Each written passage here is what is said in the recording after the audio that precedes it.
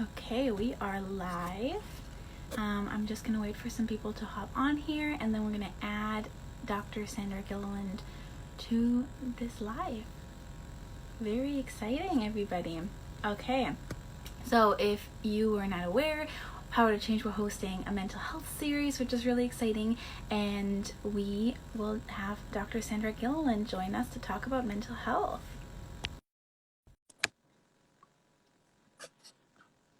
Okay, so the connection's just working and she should be on any second. Hello! Hi! Thanks so much for joining us today. Thank you so much for having me. Can you hear me okay? Yes, I can hear you great. Good. Awesome. So can you tell our viewers a little bit about who you are? So my name is Sandra Gilliland, and I am an associate professor of psychology at Louisiana State University, which is located in Alexandria, Louisiana. So many people have heard of LSU, and we're LSU-A in the Alexandria campus. And I'm also a marriage and family therapist. I've been practicing since 2005. Okay, awesome. That's so cool. And yeah, like I said, we're just going through some questions about mental health with a few different people from Power to Change, and we're so excited to have you here with us today. And so if I can ask you to tell us a little bit about your mental health story, like maybe your own experience with it or what motivated you to go into the field.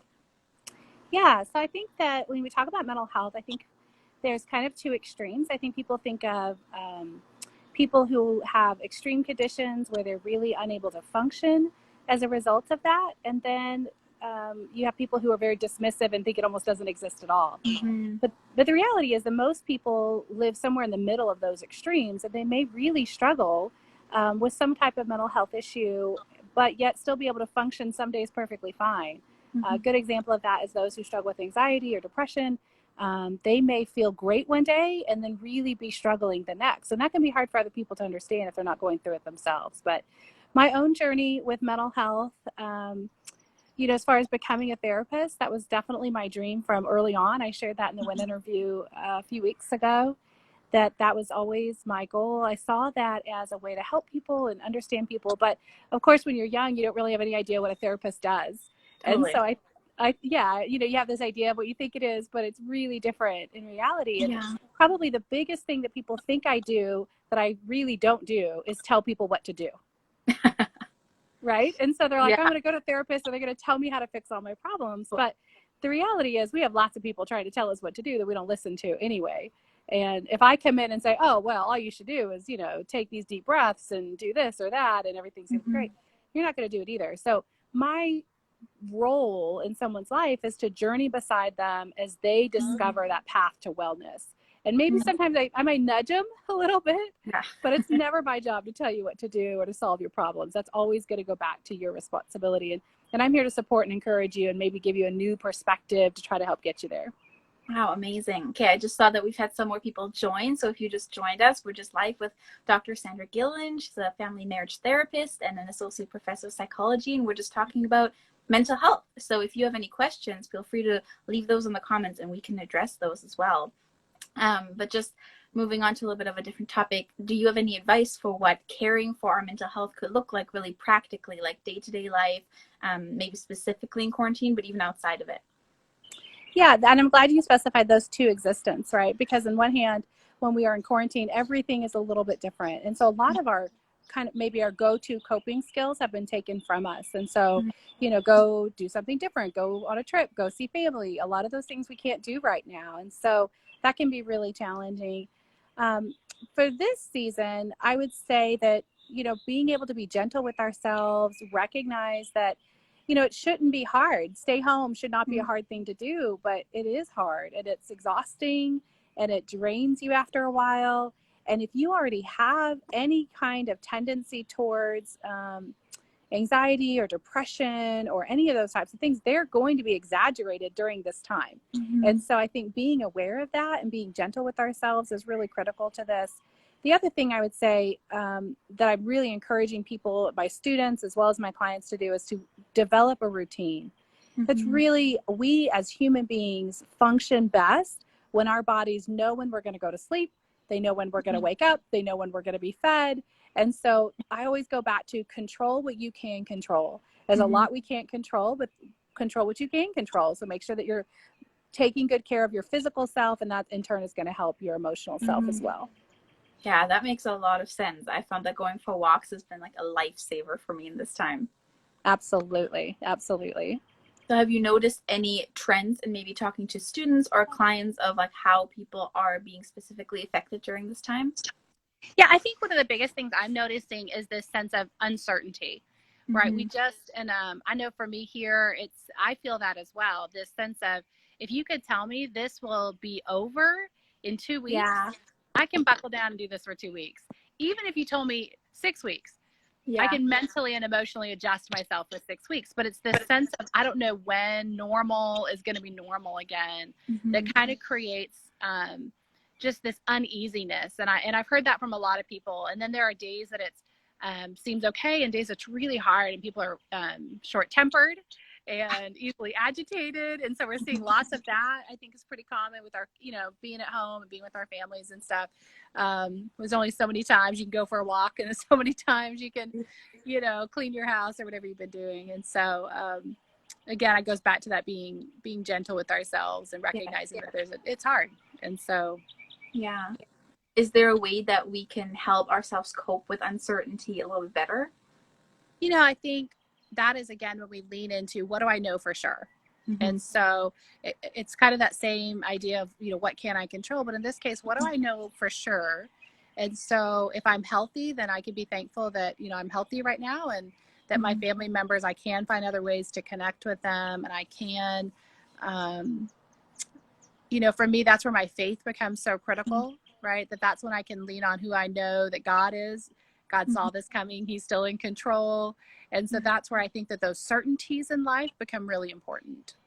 Yeah, that's amazing advice. I totally relate to that. Can you maybe share a little bit on how faith has personally impacted like your mental health journey, or how you've seen it impact mental health and those around you? Yeah, one of my areas of specialty is faith-based counseling. And so that's, I was trained at a seminary. And so my training is from a Christian perspective. Now, certainly part of that training and getting accredited through the state and licensed through the state means that I can counsel anybody, even if they're not necessarily looking for a faith perspective, but that's my area of specialty. And so what I love about offering that to people when they come in, they have the option, would you like your faith to be incorporated into your counseling or not? For those that do, it always gives us that anchor, right? That thing that we can come back to. What is the truth in your life? Who defines you? What defines you? And for people who have that, a lot of times being able to remind them of that allows them to have an easier time to develop those coping skills. And so, because again, it's not grounded on kind of this self identity that I self create, but rather something that I feel very confident in because it's beyond myself. Yeah, that's so good. I love that. And I'm sure that's so helpful for everybody even watching. To know about that. Is there any like other practical ways that we can even, I mean, outside, I know you said like control what we can control, and like step on what we know for sure. Are there any like physical things that we can do to help our mental health? Some of the things that we need to do is being able to take inventory of how we're doing. And so doing a self check-in, I do this sometimes with my students, and I'll just as an illustration, especially when I'm teaching a counseling class or something, and I'll ask that question. So I'll put you on the spot and I'll ask you the question. So how are you feeling today? I'm feeling a little bit nervous about this live, but other than that, I'm feeling good. I was outside and the sun's shining, so I don't feel boxed in today. Good. So you gave me there 3 feelings, right? You said that you feel a little nervous. Excuse me, my dogs have decided to jump in the interference. So you feel a little nervous, but you also feel good. And then you expanded on that concept of good by really saying that you felt like you weren't boxed in, which makes me, of course, assume that at some point recently you had been feeling boxed in. Yes. Right. And so I would probably say, well, and again, I'm not going to obviously make you do a live counseling session, but that's where when we give ourselves permission to check in with ourselves and ask myself that question, how am I doing today?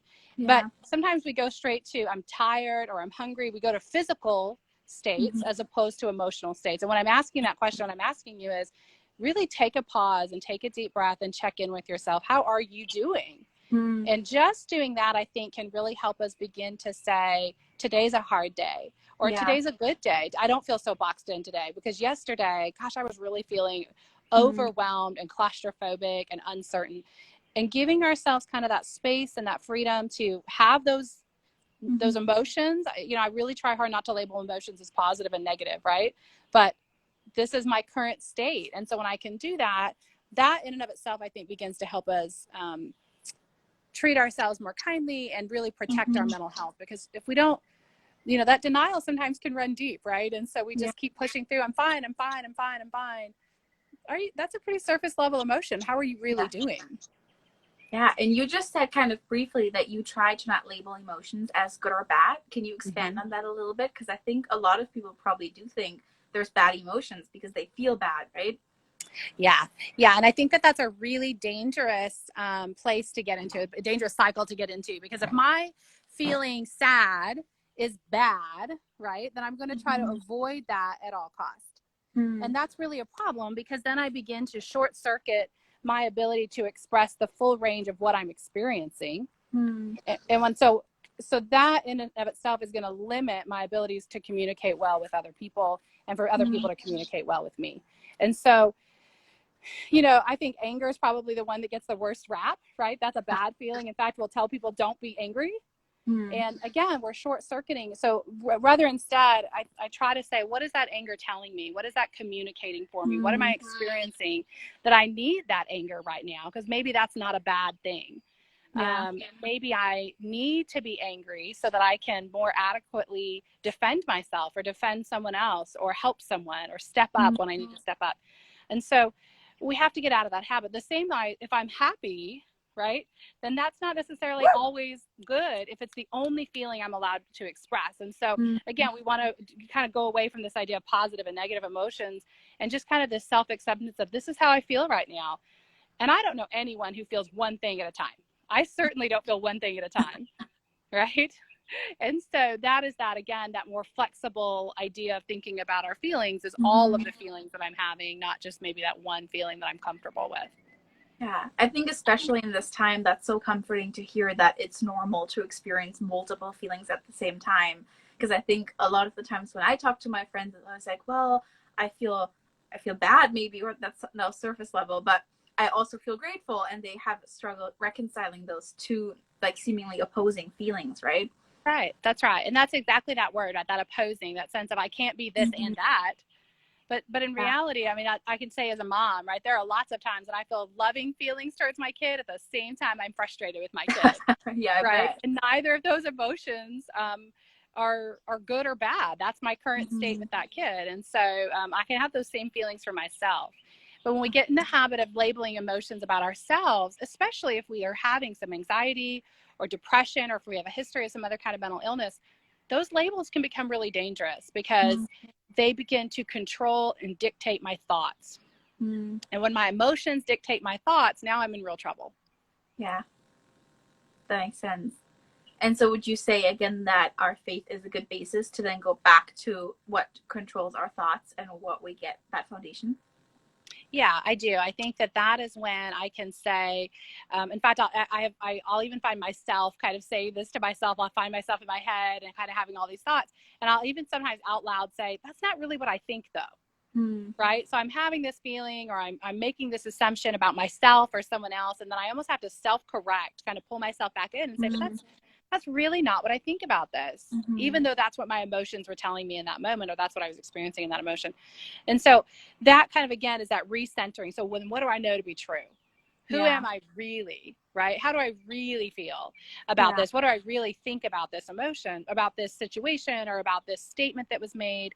And when we're able to kind of pull that back to truth, right? So there's always, and I think all of us are like this, when you're either you tend to have an anxious personality or depressed personality, or you have these disorders, whatever it be, we're always kind of battling between what I'm thinking and what I'm feeling, right? But my thoughts can be grounded in truth, and my feelings are never permanent.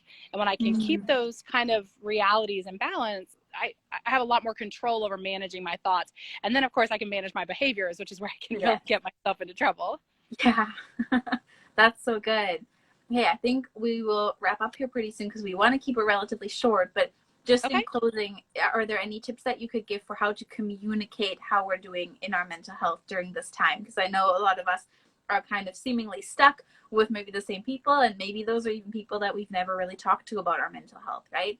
So I'd Yeah. love to hear if you have some tips on how to, yeah, like calmly communicate how we're doing in our mental health.